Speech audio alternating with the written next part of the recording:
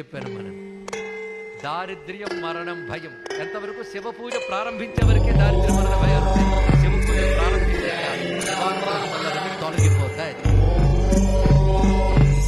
శివుడు ఎలా గమనిస్తాడు? ఏ ప్రారంభం వల్ల ఇవి వచ్చాయో ఆ ప్రారంభాన్ని రెక్టిఫై చేస్తాడు. అందుకే బాగా అలవాటు చేసిన చిన్నపిల్లవాడికి భగవత్ పూజ అలవాటు చేశాడు, మంత్రజప అలవాటు చేశాడు.